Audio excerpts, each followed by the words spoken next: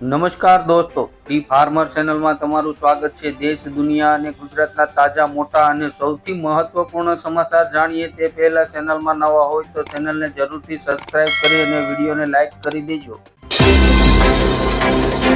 અમદાવાદમાં ઉત્તરાયણ પૂર્વ પર ઇમરજન્સી કોલમાં વધારો। 108માં સાંજે 8 વાગ્યા સુધીમાં 2792 કેસ નોંધાયા। સુરતમાં ઊંધિયું જલેબી ખરીદી માટે વહેલી સવારથી જ લોકો ઉમટી પડ્યા હતા। શાકભાજી મોંઘા થતા સુરતમાં ઊંધિયાનો ભાવ 400 રૂપિયા કિલો। ગુજરાતના રાજકીય ઇતિહાસમાં પહેલીવાર રાજ્ય મંત્રાલયમાં જે રજૂઆત માટે આવે છે તેને જમાડીને મોકલવા હર્ષ સંઘવીએ શરૂ કરી પરંપરા। RSSના મુસ્લિમ રાષ્ટ્રીય મંચે કર્યો દાવો। ગુજરાત સ્ટેટ સર્વેમાં જાણવા મળ્યું છે કે 74% મુસલમાનો રામજી મંદિરથી ખુશ। પેટ્રોલ પંપ પર મળશે મફત આ સુવિધાઓ ખૂબ ઓછા લોકો જાણતા હોય છે। જેવી કે શૌચાલય, પીવાનું પાણી, પેટ્રોલ ચેકિંગ, બિલ, હવા, ઇમરજન્સી કોલ, ફર્સ્ટ બોક્સ, ફરિયાદી પેટી અથવા રજિસ્ટર, ફાયર સેફટી જેવી સુવિધા ન મળે તો કરી શકો છો ફરિયાદ। યુપીના એક મુસલમાનને રામ મંદિર માટે આમંત્રણ મળ્યું તો ભાવુક થઈ ગયા। તેમણે 1992ના રામ મંદિર આંદોલનને યાદ કરીને કહ્યું હતું કે હું પોતે 50 કાર સેવકો સાથે અયોધ્યા ગયો હતો અને મારું પહેલું સપનું રહ્યું હતું કે અયોધ્યા રામ મંદિર બને। રામ મંદિરની પ્રાણ પ્રતિષ્ઠા સમારોહ પહેલા અમેરિકામાં કાર રેલી, 10 રાજ્યોમાં લગાવાયા હોર્ડિંગ। આ છે અમેરિકાની તૈયારી। ગુજરાત સરકારના કર્મચારી કેન્દ્રના ધોરણે 4% મોંઘવારી ભથ્થામાં વધારો કરવા મંડળીની માંગણી। ચીનના પ્રવાસેથી પરત ફર્યા બાદ માલદીવના પ્રમુખ મોહમ્મદ મુઈઝુનો સૂર બદલ્યો। રાજસ્થાનમાં કોંગ્રેસ સરકારની ચિરંજીવી યોજના બંધ થશે। આરોગ્ય મંત્રીએ કહ્યું, હું યમરાજને ધમકાવીને રાખીશ। હિમાચલ પ્રદેશના કોંગ્રેસ નેતા પ્રભાતસિંહે રામ મંદિરના નિર્માણ માટે પીએમ મોદીની કરી પ્રશંસા। પ્રાણ પ્રતિષ્ઠા કાર્યક્રમને લઈને કોંગ્રેસમાં મતભેદ। મહિલાઓ, ખેડૂતો, ગરીબો અને યુવાનો માટે ખાસ હશે। નાણામંત્રી નિર્મલા સીતારમણ 6ઠ્ઠી વખત રજૂ કરશે બજેટ।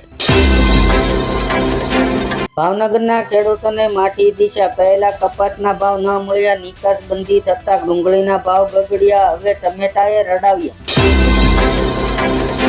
વસુંધરા રાજે હજુ સુધી નારાજ, બીજેપીની ચૂંટણી મિટિંગમાં રહ્યા આગળ, પાર્ટીએ જણાવ્યું આ કારણ। પીએમ મોદીના સમર્થનમાં આવ્યા કાશી કામકોટીના શંકરાચાર્ય 22 જાન્યુઆરીથી 40 દિવસ સુધી કરશે અનુષ્ઠાન। પોરબંદરમાં સરકારી યોજનાના નામે ચાલતા ક્લાસીસને વહીવટી તંત્રએ આપી ક્લીન ચીટ। ગુજરાત ટેકનોલોજી યુનિવર્સિટીમાં 22 જાન્યુઆરીએ ગીતા, વેદ અને એસ્ટ્રોલોજી સહિત 8 કોર્સ ભણાવશે। સુરતના તમામ ફ્લાયઓવર બ્રિજ 14 અને 15 જાન્યુઆરીએ 2 વ્હીલ માટે બંધ રહેશે। નિયમ ભંગ કરશે તો કાર્યવાહી કરવામાં આવશે। મોરેશિયન સરકારની મોટી જાહેરતા, હિન્દુ કર્મચારીઓને 22 જાન્યુઆરીએ 2 કલાકની રજા રાખવામાં આવશે। અમનની રાજધાની સમાન અમેરિકાએ ફરી બોમ્બમારો કર્યો, બળવાખોરોને આપી ચેતવણી। ગૃહમંત્રી હર્ષ સંઘવીએ ઉત્તરાયણ પહેલા લોકોને આ 3 વસ્તુનું ધ્યાન રાખવા કરી અપીલ। કહ્યું, આપણો ઉત્સવ બીજાને દુઃખ ન આપે તેવું કરો અને પરંપરાગત રમતો તરફ બાળકોને વાળવાનો પ્રયાસ કરો। રાજ્યમાં ભ્રષ્ટાચાર નિવારણ માટે ગુજરાત હાઈકોર્ટે પોલીસ દમન અને પોલીસ સામેની ફરિયાદો માટે રાજ્ય સરકારે અલગ નંબર જાહેર કર્યા છે, જે આગામી 15 દિવસમાં આ હેલ્પલાઇન નંબર કાર્યરત કરવામાં આવશે। લોકસભાની ચૂંટણી પહેલા ભાજપ આ રાજ્યના વર્તમાન સાંસદો, પૂર્વ સીએમ અને પૂર્વ કેન્દ્રીય મંત્રીની ટિકિટો રદ કરી અને તેમના સ્થાને યુવા અને નવા ચહેરાઓને તક આપશે।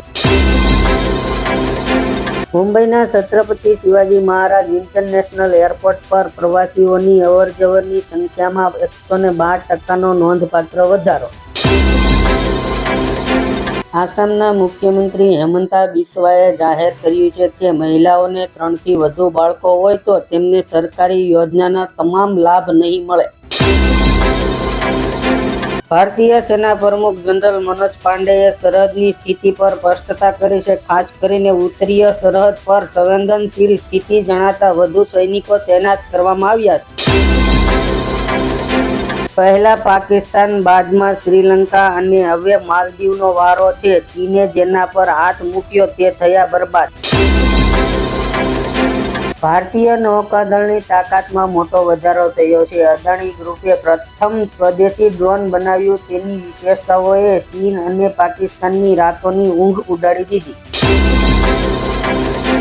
અમેરિકાએ 5 સહયોગી સાથે મળીને યમનના હુતીઓની જગ્યાઓ પર હવાઈ હુમલો કર્યો. ગિફ્ટ સિટીની કંપનીઓને ડાયરેક્ટ લિસ્ટિંગની તક મળશે. નાણાપ્રધાન નિર્મલા સીતારમણે આપ્યો સંકેત.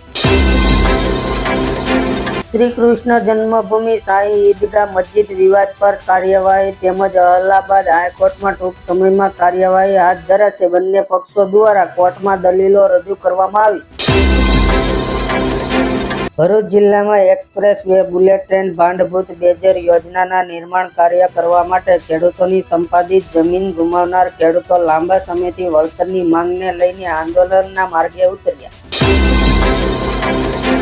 રાજ્ય સરકાર દ્વારા ગુજરાતના ગ્રામીણ રોડ પ્રોજેક્ટ માટે બ્રિક્સ બેંક 400 કરોડ રૂપિયા ફાળવશે. કેન્દ્ર સરકારે મહિલા કર્મચારીના હિતને ધ્યાનમાં રાખીને તેમના માટે એક નવી જાહેરતા કરી છે. મહિલાઓને વિવાહિત સંબંધોના વિવાદના કારણે સરકારી મહિલા કર્મચારીને પેન્શન માટે તેમના બાળકોમાંથી એક અથવા વધુ બાળકોનું નામ નોમિનેટ કરી શકશે.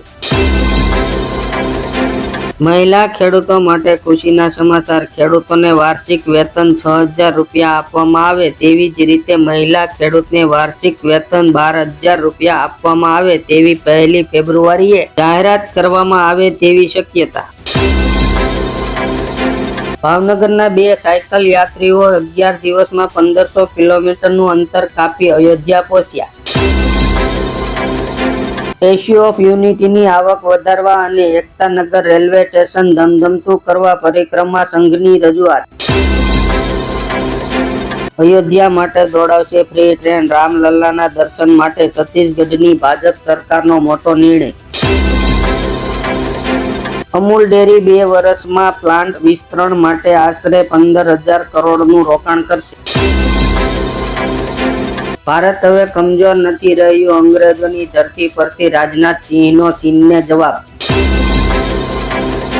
કણકોટમાં 500 થી વધુ મંદિરોમાં પ્રવેશ માટે ડ્રેસ કોડ લાગુ. ટૂંકા વસ્ત્રોમાં નો એન્ટ્રી. ભારત સાથે વિવાદ વચ્ચે ચીન અને માલદીવ વચ્ચે થયા 20 કરાર. યુરોપિયન સંઘના રિપોર્ટમાં ચોંકાવનારો ખુલાસો. વડાપ્રધાન નરેન્દ્ર મોદી સાથે પરીક્ષા પે ચર્ચા માટે નોંધણીની આજે છેલ્લી તારીખ. અત્યાર સુધીમાં 1 કરોડ અરજીઓ મળી. ભારતના ઝડપથી વિકસિતા લોજિસ્ટિક ઉદ્યોગને વેગ આપવા મુંબઈમાં લોજીમેટ ઇન્ડિયા રોડ શોનું આયોજન કરવામાં આવ્યું. ગુજરાતી બન્યા લક્ષદ્વીપના રાજા. માલદીવ કરતા 10 ગણો જોરદાર બનશે ટાપુ. સુરક્ષા પરિષદે લાલ સમુદ્રમાં હુતી બળવાખોરોના હુમલા સામે ઠરાવ પાસ કર્યો. પ્રવાસીઓ માટે આનંદના સમાચાર. સ્ટેચ્યુ ઓફ યુનિટી જંગલ સફારી પાર્કમાં જોવા મળશે સફેદ સિંહ. ગુજરાતમાં કોંગ્રેસના મોટા નેતા ખબળિયા પાર્ટીને કહ્યું આવું ન કરાય. રામ મંદિરના ઉદ્ઘાટનમાં જવું જોઈએ. રાજસ્થાનના આ મંત્રી પાસે 2 પત્ની અને 8 બાળકો. જનતાને કહ્યું તમે પણ વધુ બાળકોને જન્મ આપો. પ્રધાનમંત્રી આપશે સત.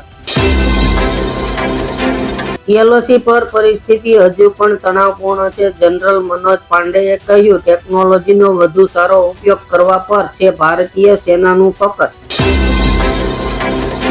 સુરત પોલીસને બક્ષવાના મૂડમાં નથી. સુપ્રીમ કોર્ટ કહ્યું જ્યારે બોલાવીએ ત્યારે બિસ્તરા પોટલા સાથે લઈને આવજો.